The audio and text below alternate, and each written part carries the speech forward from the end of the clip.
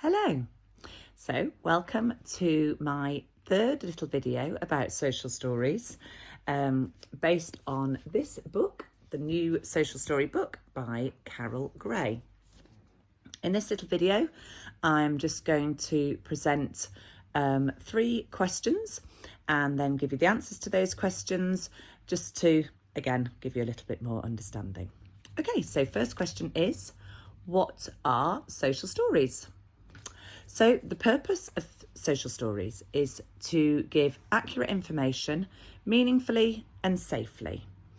The purpose of social stories is not to change a person's behaviour or to make them do what we want them to do.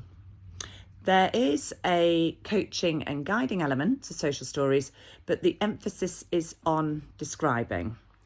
It's also really important to safeguard the self-esteem of the audience of the social story. So again, we are not pointing out wrong behaviour that needs correcting. More what we are doing is giving a positive tone, describing situations and desirable outcomes and giving the rationale for that. Okay, question number 2.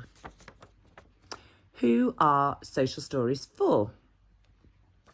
So, I would say that social stories are basically for anyone and everyone. It's for anyone that's ever been unsure about a situation in which they find themselves. They are for anyone who's ever had a question.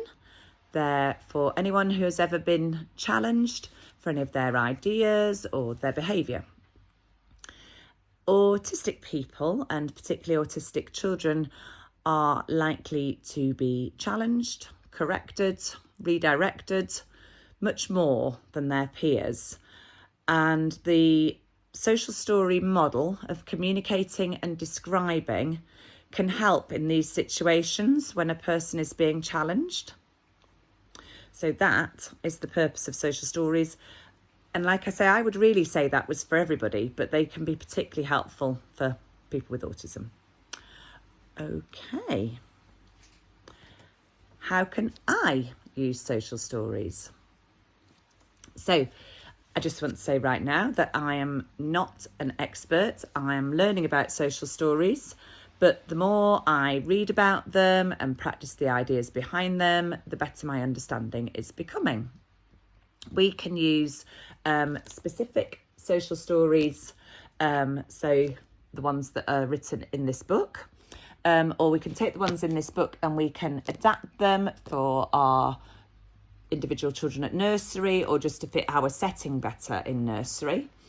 Or we can go ahead and completely write our own social stories. We can identify a situation where a person is feeling challenged and we can try and give helpful information to describe what's going on there and offer a desirable outcome. So there's many ways that we can use them. What I'm finding helpful myself is to kind of get the idea of that social story model in my head and think about that way of describing and communicating and try and use that in everyday interactions when I'm helping children perhaps to understand the world or solve problems. So I would like you to have a little go too. By all means, come and have a look at the book, watch the videos, have a try, and hopefully you'll have some fun and help people. Okay, bye.